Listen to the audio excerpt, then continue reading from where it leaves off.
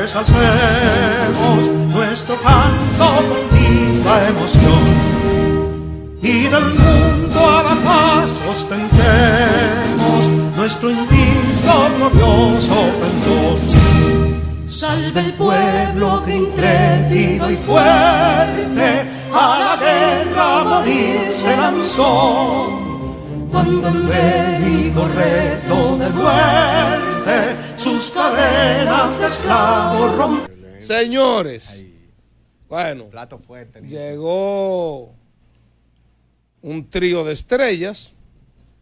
Ustedes saben que esta persona, cuando llega aquí para nosotros, pierde su nombre y adquiere otro, porque deja de ser don Andrés Fortunato para convertirse en Bienvenido.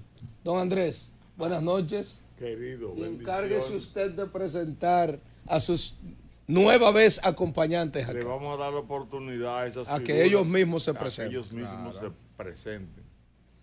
Bueno, yo soy Adriano Vidalín Pujols, capitán de navío retirado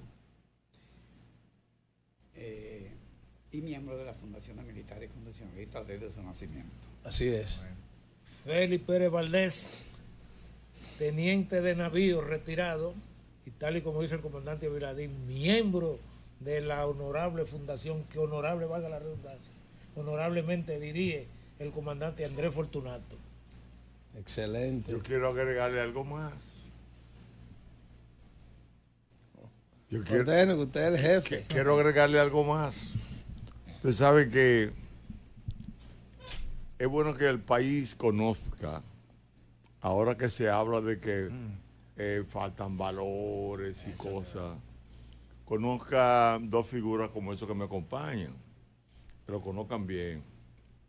El comandante Viladín fue el comandante del Comando San Carlos en la Revolución de Abril de 1935, básicamente que cobraron mucha notoriedad a partir del momento en que tuvieron que enfrentar las tropas norteamericanas para defender la soberanía nacional. Ellos, como muchos de los compañeros que siempre andan con nosotros, tienen esa virtud histórica. El comandante Pérez Valdés fue también comandante de un comando Luperón, por ahí, por Santa Bárbara, por esos lados. Cerca de la Fortaleza Osama. Que hubo que hacerle frente a las tropas norteamericanas hasta que se les acabaron los tiros casi a esta gente. Wow. Entonces es interesante que los jóvenes del país entiendan que hay hombres de carne y hueso, mujeres que hubieron también, que defendieron y defenderían la patria. Esto es para que se multiplique, ojalá y que nunca se necesite, que es una de las pretensiones que tenemos, que vivamos en paz. Pero es bueno que se conozca. Me siento muy satisfecho, honrado de que ellos estén haciéndome compañía. Sí, a nosotros también nos honra su presencia.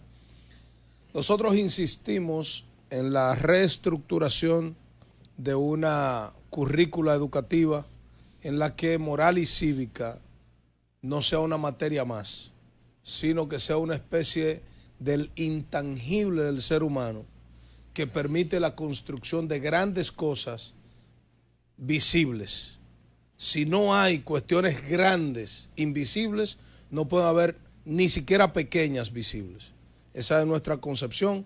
Nosotros seguimos, aprovecho la ocasión para reafirmarles que como no se pudo cuajar el proyecto nuestro a diputado esta vez, lo que fue promesa de acompañarles en una especie de jornada de cara a que el copelo sea otorgado a la fundación, no para ustedes, no digo, no, yo sé que ustedes no me malinterpretan, sino que siempre hay retorcidos que quieren cuestionar. Estamos hablando nueva vez del intangible, un valor intangible que no se queda en las personas que forman parte de la fundación de manera directa, sino es extensivo a todos los hombres y mujeres, vinculados o no a muertos en ese proceso, sino a los hombres y mujeres de buena voluntad que quieren que eso, más que ser una edificación en buena medida ociosa, tenga la mejor de las explotaciones en lo que sería el Museo de la Revolución. Correcto. Nosotros reafirmamos ese compromiso. Todo lo que haya que hacer, tarea, diligencia, escarceo, lobby, hacer, no sé, lo que haya que hacer, usted nada más me avisa porque es un compromiso que yo asumí sin estar empistolado, encañonado, lo reafirmamos. Excelente, saludamos tu postura coherente. Sí, eso es así. Excelente. ¿Qué tenemos, don Andrés? Bueno, la Fundación de Militares Constitucionalistas, compuesta por militares activos el 24 de abril y civiles que se sumaron valientemente a la Revolución de Abril de 1965, el tercer acontecimiento histórico de la vida republicana de nuestro país, después de la independencia y la restauración, Sí.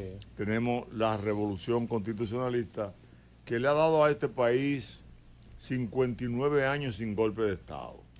Es importante que la República Dominicana, sus hombres y mujeres, entiendan que hubo una vez que estuvimos bajo el yugo de los haitianos, 1822, y que en el 1844 tuvimos la independencia, que posteriormente esa independencia fue frustrada cuando el general Santana, presidente de la República, anexó el país a España el 18 de marzo de 1861, donde perdimos nuevamente la independencia que tuvimos y pasamos a ser una provincia española. Esa pretensión de Santana y los españoles fueron realmente reivindicadas por los patriotas que a partir del momento que llegaron las tropas españolas se tuvieron colocando de parte de la libertad y la independencia nacional.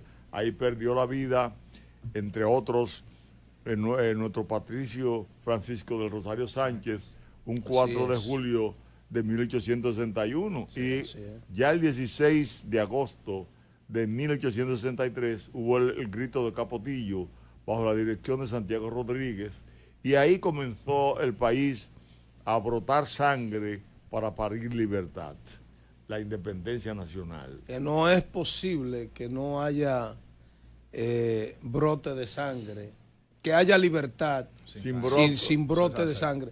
Es una cuestión que tiene una coexistencia permanente, indiscutiblemente. Hay que preguntarle a Cristo que cargó su cruz y lo pagó con sangre para dar a nosotros su doctrina. Sí. O sea, realmente así es. Hasta los partos de las mujeres los niños salen bañados de sangre. Y voy a decir un chin más en ese sentido. Sí. Para que usted vea qué tanta razón tiene usted en lo que plantea. En el caso de los partos, los estudios plantean, demostrado ya estadísticamente, que a la hora del parto, el parto natural, que no es por asistencia clínica, por el ginecólogo, el ginecobstetra en este caso, que los partos naturales, al ser pulsados naturalmente los niños, hay una protección que el niño recibe a causa de salir con ese esfuerzo sangriento. Increíblemente. Para que usted vea cómo la misma naturaleza reafirma que el esfuerzo y la sangre es un mecanismo de vida, de libertad. Eso es así. De sentimientos. Sí. Así es la naturaleza. Entonces, vamos arriba. Estamos aquí también para completar la idea de que después de la restauración tuvimos la Revolución de Abril, que es el aporte más importante a la democracia directamente, por cuando tenemos 59 años sin golpe de Estado. Y antes, de 1844 a 1965, en 121 años, solamente en 3 ocasiones presidentes electos cumplieron el mandato, los demás lo derrocaban. Así es. Sin embargo, tenemos 15 elecciones después del 65 y todos los presidentes se han juramentado y le han entregado el mando al que sigue, al que el pueblo escogió. En este caso, muchos escogidos de manera fraudulenta o no, pero bueno, se ha respetado lo que se le ha llamado la voluntad popular. Estamos en un periodo donde nosotros entendemos que el país llega a una nueva etapa de la vida democrática, que es con la reforma que el pasado lunes depositó el presidente de la República ante el Congreso. A nuestro juicio, estamos delante de un cuarto periodo importante para la vida democrática en República Dominicana, por cuanto esta reforma constitucional tiene un trasfondo básico para la democracia, que es ponerle un candado a la reelección presidencial. En virtud de que tenemos hasta esta reforma eran 39 y 35 eran para satisfacer la intención de continuismo que tenían los sectores que estaban en el poder. Y así se han ahogado las posibilidades de que la democracia interna y la transparencia en los partidos puedan funcionar. Así es. De acuerdo a como lo demanda el artículo 216 de la Constitución de la República. Correcto. Nosotros, como constitucionalistas prácticos y con algún vínculo teórico jurídico, entendemos que estamos viviendo con esa reforma un renacimiento de la calidad de la democracia que pide y exige el artículo 75, numeral 12 de la Constitución, que es un deber de ciudadanos y ciudadanas de defender y elevar la calidad de la democracia. Elevar la calidad de la democracia en sentido amplio y profundo significa que es cuando la sociedad se mueve en función del cumplimiento de la ley. Cuando el Estado está dirigido por personas que están dispuestos a hacer y que se haga lo que hay que hacer, que es que se cumpla con la ley y punto. Donde desaparezcan la voluntad tóxica muchas veces de lo que entienden que el Estado debe de ser dirigido para satisfacer intereses particulares y no los intereses generales de la nación. Y nos interesaría demostrar en este programa lo que estamos diciendo. ¿Por qué esta reforma constitucional, básicamente en cuanto a la cláusula pétrea que hay que ponerle, que es de que no sea modificable, como es el artículo 268 de la Constitución, que establece que la Constitución nunca podrá ser reformada, siempre tendrá que versar que los gobiernos van a ser civil, republicano, democrático y representativo. O sea, los 276 artículos de la Constitución se pueden reformar menos ese. Sí. Siempre tenemos que tener eso ahí, que nadie lo toque. Pues también en ese artículo 268 debe trasladarse el artículo 124 para hacerlo una cláusula pétrea donde el ansia política tenga límites jurídicos. ¿El ansia o la miseria política? Ponle los dos para que la ensalada salga más completa. Sí. ¿Te entiendes? Pero mira, lo importante es que el país entienda que ha habido una historia de lucha para que el pueblo dominicano viva en democracia y viva llevando a cabo el Estado social y democrático de derecho que plantea el artículo 7 de la Constitución de la República, donde nos plantea que la República Dominicana es un Estado social y democrático de derecho, organizado como una república unitaria, un Estado unitario, que no es como el de los Estados Unidos, que es federal y de otro México y otro país, sino un Estado unitario, que está fundamentado básicamente en el respeto a la dignidad humana. Primer valor de la Constitución, y es la palabra más repetida en la Constitución. Que en el artículo 5, ese es el primer fundamento de la Constitución. Y en la enunciación preambular es el primer valor que se menciona, los La valores dignidad. sobre los cuales la Constitución rige. Esos derechos fundamentales, después de la dignidad humana, sigue el trabajo. El hombre y la mujer, para engrandecerse, tienen que trabajar. Sí. Es el trabajo, no es la especulación, no es la corrupción, no es el robo, sino el trabajo. Al trabajo, ese artículo le agrega la condición de función social. la voluntad popular, el respeto a la voluntad popular y sobre todo la separación de los poderes. Que en la República Dominicana hemos visto que la mayoría de los hombres y mujeres que han asumido la dirección del Poder Ejecutivo han entendido lo contrario, han entendido que tienen que manejar los tres poderes y así garantizar la impunidad de la riqueza robada que la mayoría ha perseguido. Eso comienza, pueblo dominicano. E invito a los que están escuchando este programa y viéndolo, que le dediquemos todos lo que podamos una revisión a la historia.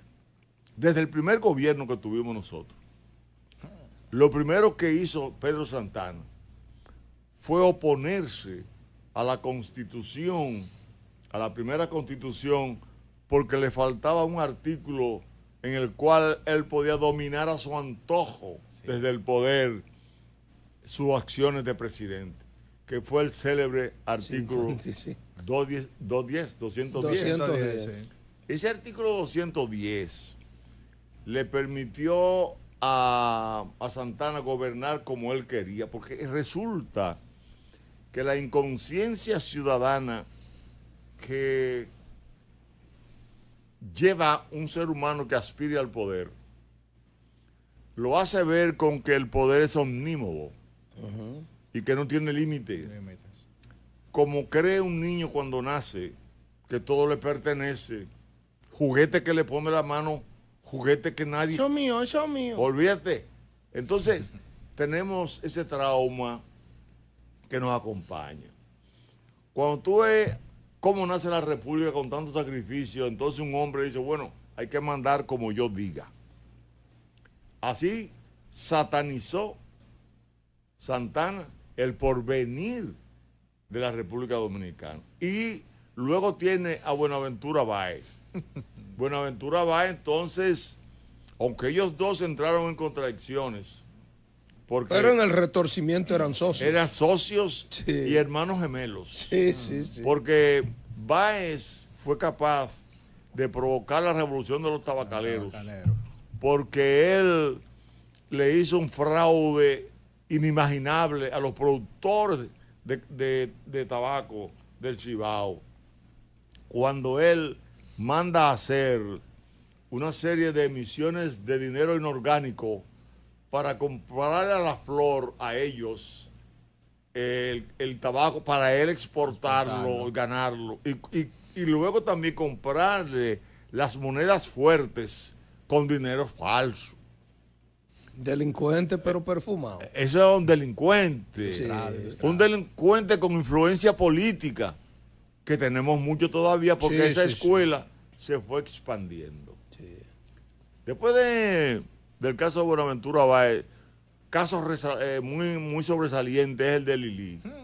Lili llega el Partido Azul al poder en el 1879 bajo la dirección de Luperón. Luperón, demócrata, con intenciones liberales. Demócrata indiscutible. El que lee cómo hizo su primer año de gobierno y lo que él pretendía, un gobierno progresista, se da cuenta que hubiese sido si los presidentes que eligieron después de él hubiesen llevado a cabo la política de Estado que él concebía. Correcto. Y llega el padre Meriño, lo hizo más o menos bien. Luego erró en 2 años, porque la Constitución la redujeron a 2 años.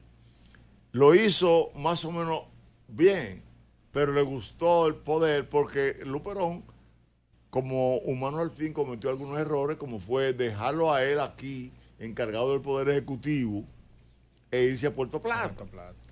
Entonces los grupos que querían utilizar el gobierno, como lo utilizan todavía, para enriquecerse ellos y no el pueblo, que no se haga la real redistribución de la riqueza, como manda la Constitución y las leyes, esos oportunistas internacionales que habían, entonces le hicieron a Luis Heró, le pusieron un mundo donde él vivió una supremacía de poder que entonces quiso desplazar a Luperón y lo desplazó. Y lo desplazó desplazando inclusive del poder al Partido Azul y absorbiendo el Partido Rojo de Buenaventura Báez, que había muerto ya. Entonces él comenzó a hacer préstamos. Con el primer préstamo que hizo de 700 libras esterlinas, 700.000 libras esterlinas, sacó del poder a Luperón y gana las próximas elecciones. Y se eterniza hasta que lo matan el 26 de julio de 1899. Ese caudillismo que representan esas 3 figuras, aunque hubieron otros de menor cuantía, sí, pero ellos fueron esos caudillos que sembraron la mente del poder aquí de caudillos. Dio tanta brega que al matar a Lili, ese caudillo y dictador, tuvimos nosotros aquí el gobierno de Juan Isidro Jiménez, que fue derrocado por Horacio Vázquez. El de Horacio Vázquez, que fue derrocado por Wenceslao Wassigil. Alejandro Wassigil. El que lo sacan de la cárcel y llega al poder dando Horacio Vázquez fuera de la capital. Morales Languasco. Después entonces Morales Languasco lo sustituye Moncácer. Moncácer entonces lo que hace es que reforma la Constitución para en vez de 4 años, porque Lili la reformó, para en vez de 12, 4. Y después entonces Moncácer la reforma para hacer 6. Pero en ese intento lo mata. Y algo importante, que elimina la figura también del vicepresidente en este caso. No quería tener sombra. No quería tener sombra. Entonces lo matan. Claro. Y a partir de ahí viene Noel, continúa Borda Valdés. Borda Valdés sustituye el hijo de Báez, Ramón Báez, doctor. Hace las elecciones Juan Isidro Jiménez. Juan Isidro Jiménez tiene que renunciar por imposición norteamericana. Francisco Enrique Carvajal también. Y finalmente los americanos invaden. Invaden porque ellos le habían prestado el dinero a la República Dominicana para pagarle a los acreedores europeos, en virtud de que los americanos tenían la doctrina Monroe, América para los americanos, y ya pagando la deuda, ellos se quedaban aquí como los líderes que ellos querían ser. Ya antes habían invadido Haití. Y ellos estaban preparando las condiciones para incursionar en la Primera Guerra Mundial. Pero los caudillos nacen y se van reproduciendo, porque Horacio Vázquez va por 4 años y hace la prolongación. Al hacer la prolongación, hay un parto de una dictadura que es la de Trujillo. Trujillo se convierte en el caudillo de los caudillos. Entonces vemos nosotros que después de Trujillo, los jefes militares de aquí querían emular a Trujillo, y por eso derrocan a Juan Bosch, porque todos querían ser ricos y ser mandamás. Así es. Aquí estamos, señores. Seguimos con la excelsa y siempre agradable presencia de don Andrés Fortunato y miembros de la comisión que dirige la Fundación de Soldados Constitucionalistas. Don Andrés, este es un tema eminentemente espinoso, el de la reforma constitucional. En este aspecto me inscribo, no solo al hablar, sino en todo lo que en ese sentido encierra la inquietud mía. Muchos entendemos que la concepción de los candados tiene, a partir de la ausencia de moral y cívica, de buena consolidación institucional de los órganos que conforman el Estado Dominicano, tienen el escollo de que, así como usted tiene hoy 150 diputados, mañana tiene José Hernández 150 diputados y usted no es más presidente que José Hernández. Y que aun cuando es más loable posiblemente lo que usted plantea, lo que usted pretende, como hablamos de números, como hablamos plenamente de números, tiene la posibilidad de lo que usted consigna en su propuesta constitucional ser desplazado por lo que José Hernández también entienda que es lo del lugar en ese momento. Yo sé de la concepción de figuras pétreas, perfecto, pero ahora mismo es una especie de ideal. Ya el presidente, por ejemplo, retiró el aspecto de la forma y de la duración de la forma de escogencia del procurador y la duración del mismo en el puesto. ¿Qué hacer para evitar eso, don Andrés? Mira, si me permite, voy a concluir con la parte de la necesidad de frenar el caudillismo Sí. y el mesianismo en República Dominicana, porque es un escollo para el desarrollo de la democracia interna y la transparencia de los partidos, que son el puente para la conformación y mantenimiento del Estado. Le decía a los amigos oyentes y a ustedes y televidentes y a mis compañeros que la concepción caudillista del poder político nos acompaña desde Santa Ana. E íbamos como los militares desplazaron al profesor Juan Bosch para cada uno de ellos sentirse un Trujillo desde el poder, enriquecerse, etcétera. Y cómo después se coloca, después de la revolución, se coloca un caudillo en el poder que fue Joaquín Balaguer, que duró 12 años, 3 periodos, y que fueron conculcadas las libertades en el país. Fueron 12 años de mucho terror. Nefastos 12 Entonces años. caen muchas figuras que hoy estuvieran adornando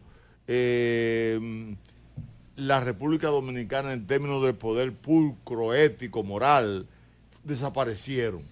Entonces, eso hay que verlo. O sea, la profundidad de la reforma hoy hay que verla desde ese punto de vista.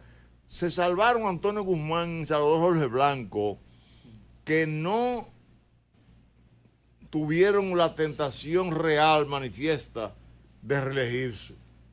Pero al ellos no hacerlo y cometer algunos errores internamente del partido, fueron sustituidos de una manera también sorprendente y fraudulenta por el presidente Balaguer, y vuelve en el 86 y gana 3 elecciones más por fraude, y en la última tuvo que negociar la reforma constitucional para poner el nunca jamás que había en el artículo 49. Así es. ¿Qué pasa?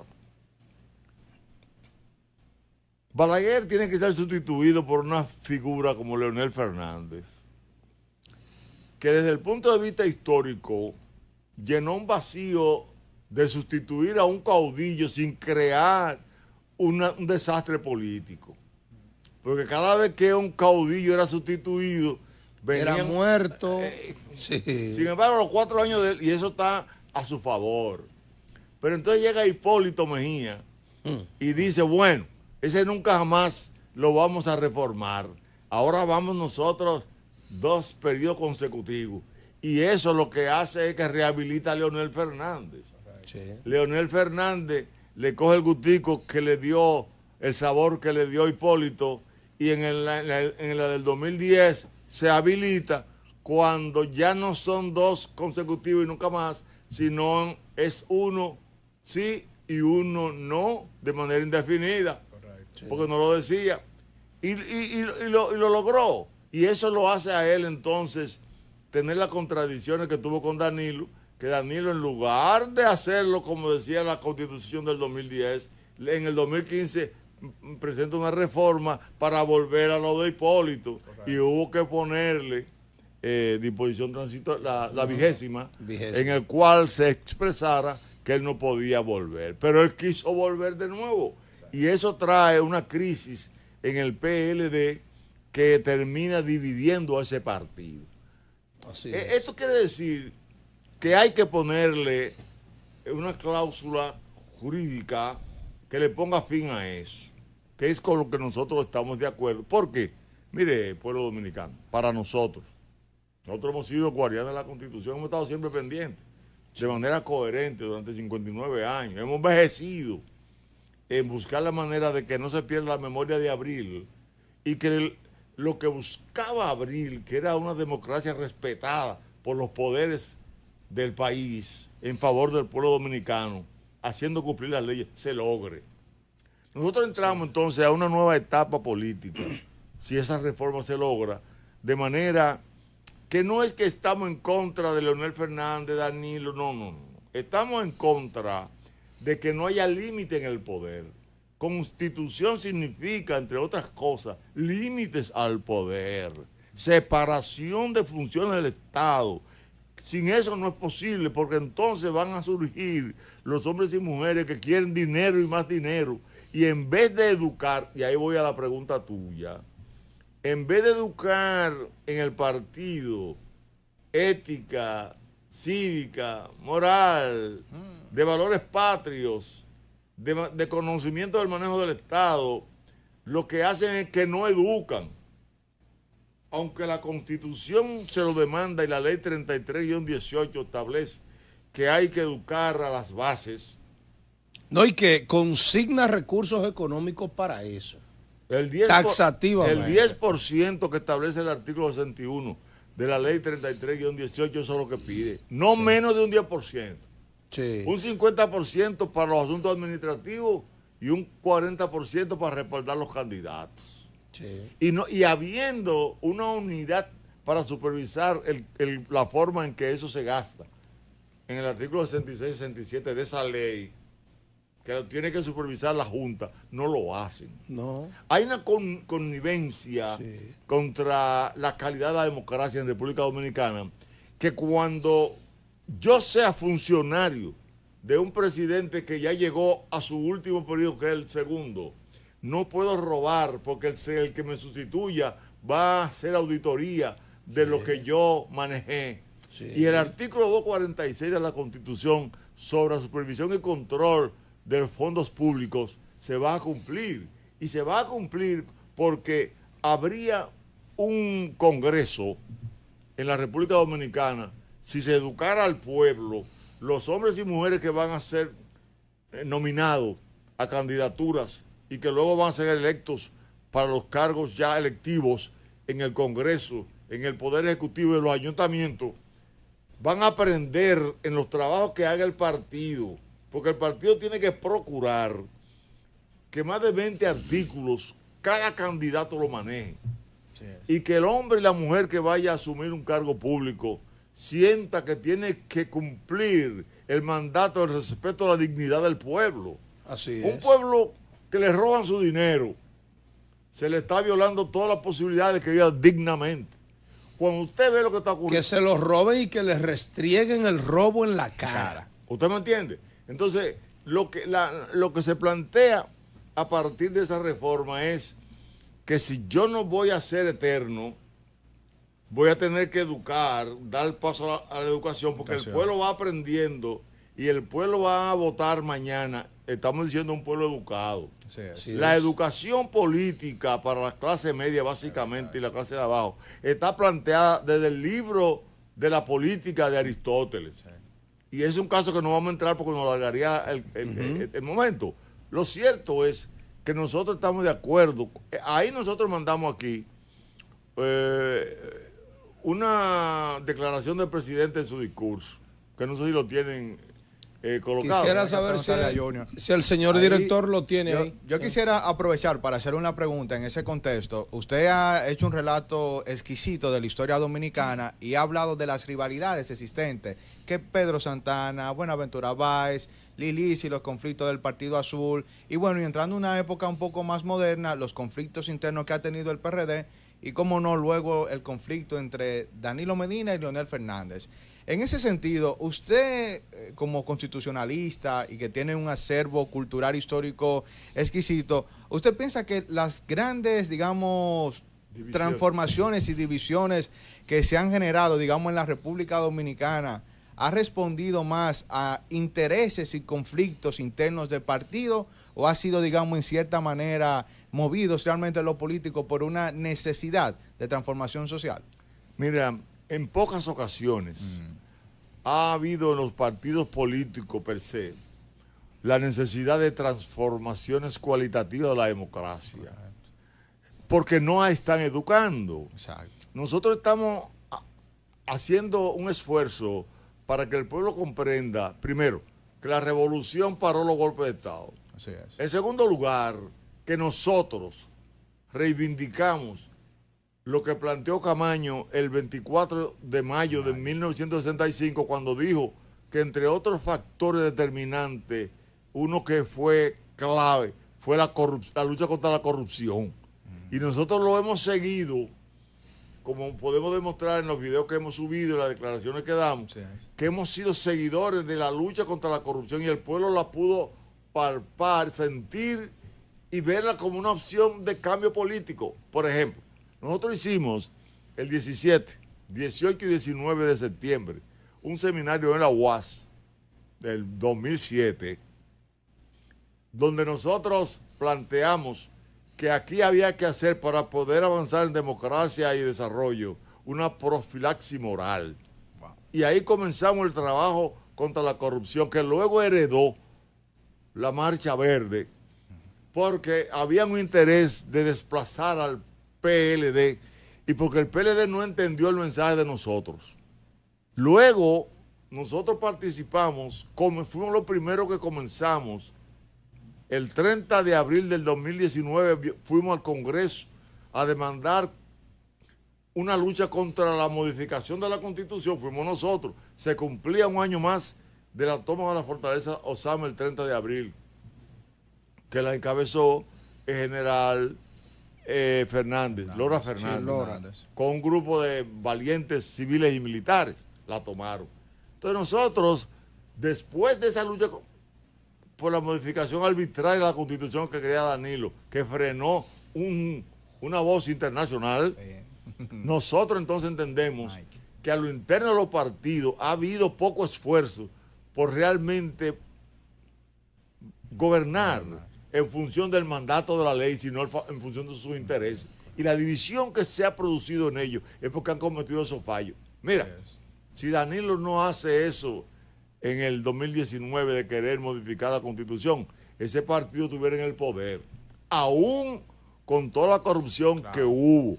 Y eso ha acompañado a la mayoría de los casos a los líderes políticos del poder, porque los líderes políticos del poder ejecutivo básicamente están siendo empujados por una oligarquía que se ha preñado en riqueza a expensas, se ha cebado a expensas del manejo indiscriminado de los impuestos que paga el pueblo. Ahí mismo, don Andrés. Sí. No es que existe una relación entre la educación política, la reducción de los costos de las campañas, que no se corresponde con el aumento o en este caso el descenso, porque lo ideal es que hubiese aumento en la calidad de los resultados políticos, en las personas que están en las posiciones de regidores, alcaldes, diputados, senadores y la misma presidencia de la República. Correcto, mira, se habla mucho de los gastos de una campaña, que son muy altos. Tienen que ser altos porque si tú quieres sacar 2,5 millones de votos o 3 millones, tú tienes que buscarte todo el dinero del mundo para comprar más de la mitad de los votantes. Eso encarece la campaña. La Pero actividad si política. tú educaras a todo el pueblo dominicano en un 70%, en ese mismo 70% se disminuiría el costo de la campaña política y se aumentaría la calidad de lo que van a ser electos. Porque imagínate tú, que la gente no quiere... Pero instituyendo nada más el debate, ya comienza la cualificación del político en las posiciones. Imagínate tú que ese debate se dé en cada comité de base de los partidos. Y que no sea capricho, sino instituido jurídicamente. Es obligado. Obligado, supervisado. Sí. Que lo que van a ser regidores se fajen desde ahora. Porque, por ejemplo, Sí. si la precampaña va a comenzar interna el primer domingo de julio del 2027 sería ahora, que cojan 2 años, hagan un programa de educación donde todo lo que vayan a ser aspirantes a regidores comprendan qué papel le asigna la ley 176-07. Y se van a encontrar con un caso que hay que resaltar. En el artículo 19, que son las competencias de los ayuntamientos, Sí. de esa ley 176-07, en la ley, en su párrafo 1, letra H, se establece el papel que tiene que jugar el ayuntamiento en la lucha contra la violencia intrafamiliar. Y que Así hay de sencillo. y si hay 158 municipios donde en 130 se comprenda eso, la gente va a votar por el candidato que predique ante las juntas de vecinos y la gente el programa que tiene para eliminar eso. El programa que tiene para que el artículo 243 sobre supervisión y control de los fondos públicos, que cada obra que se vaya a hacer en un municipio sea supervisada. Señores, si los candidatos y los votantes llegaran a comprender el papel que le corresponde una vez sido electo, se van a disminuir grandemente el costo de las elecciones y se va a aumentar la calidad de los que van a ir al ayuntamiento y al Congreso y al Poder Ejecutivo. Por eso nosotros decimos, hablando ya de la disminución de los diputados en el Congreso, el problema no sería la cantidad que hayan, En la calidad. sino la calidad de lo que representen al pueblo. Pero, don Andrés, hubo un diputado, un blanquito de ojos azules, que no recuerdo el nombre sinceramente, de Santiago de los Caballeros. O sea, duró 4 años de diputado y no fue nunca. No. Así- ¿Cómo explicarle a alguien que usted no alcanzó la condición de diputado para delinquir o utilizar el puesto para algo que no es santo? Algo se trasladaba en ese vehículo. Correcto. Con placa. No hay manera de diputado. decir que no tiene sentido, que no es una especulación de nosotros, No, sino no. una intuición. Don Andrés, para que después de esto, usted sabe cómo es la televisión, después de esta pregunta nos la contesta y un mensaje ahí mismo final para que ya la seña del segundo corte. Don Andrés, son caras las elecciones, los procesos electorales, pero al final de cuentas son los cuartos del pueblo. ¿Cuál es el parecer suyo respecto a esa separación de las elecciones?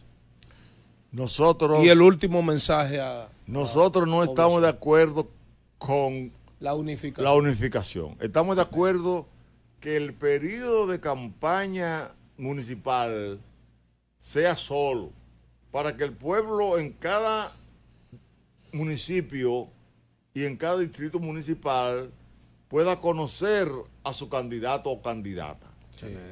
¿Qué está planteando para cambiarlo todo en términos de calidad de la administración de los ayuntamientos y que surjan nuevos líderes a lo interno de los municipios, que son los que después también van a ser líderes que van a procurar ser electos en lo congresual? Es decir, lo congresual y el Poder Ejecutivo hay que separarlo de lo municipal. Sí. Porque el gobierno local encargado de resolver los grandes problemas de la sociedad son los ayuntamientos. Así es. Entonces no podemos trazar un arrastre del presidente de la República porque tiene más recursos, porque los que están con él tienen más posibilidades. No, el pueblo hay que empoderarlo de un conocimiento cívico, ético, moral, de valores patrios, de saber que un regidor es como si fuera el tubo que baja de un tanque de agua para regar todo el agua a través de tuberías pequeñas y que lleguen a todos los hogares. Los recursos que paga el pueblo en cada impuesto no deben ser robados porque nadie sepa qué va a hacer y porque el pueblo crea que solamente con un soborno y con un dinerito que te den un día por una botella o por un frasquito de crack o de algo, tú vas a votar. No, es un crimen. Entonces nosotros, a ese crimen político histórico que hay, quisiéramos que antes de nosotros morir, el pueblo comprenda que para tener la libertad que hemos tenido en 59 años, murieron 2.850 civiles en 4 meses. Murieron 600 militares que nos defendían a nosotros y 500 contrarios. Y que murieron 325 policías. Y que murieron también 44 americanos mal contados. Porque en el cementerio que ellos tienen en los Estados Unidos hay más tumbas. Entonces nosotros le pedimos al pueblo dominicano que aprovechemos la paz para construir un desarrollo armónico, que es solamente cuando se empodere al país del conocimiento, que exijamos que haya una educación masiva, porque si no la reforma no va a tener los efectos deseados. Don Andrés, yo quiero que usted me le mande un saludo a Julián Terrero, que dice, tenemos que difundir nuestra historia como dominicanos a la nueva generación. Cuánta nostalgia de esa generación que pronto no la tendremos. Pues le saludamos con todo el cariño del mundo a él y todos los que como él piensan que así podemos tener una República Dominicana como aspiraron todos nuestros héroes y mártires. Eso es lo que nosotros vendemos con este uniforme negro. Amén. y esta color de la bandera. Lo vendemos porque tiene que haber en cada dominicano y dominicana un espíritu patriótico, y la historia tiene que estar detrás de esta reforma constitucional. Le solicitamos al Congreso y al país que apoye todo lo importante. Ya nos hemos pronunciado en contra, porque no es que estamos en favor de todo, pero la reforma debe ser llevada a cabo, debemos comprenderla, debe ser explicada con un sentido histórico patriótico. Así es. Señores, solamente darle las gracias a don Andrés y a los... un lujazo. A los acompañantes, el capitán, el primer teniente de navío, o alférez de navío, es el rango, ¿verdad? Teniente de navío. Teniente de navío, que nos acompañan.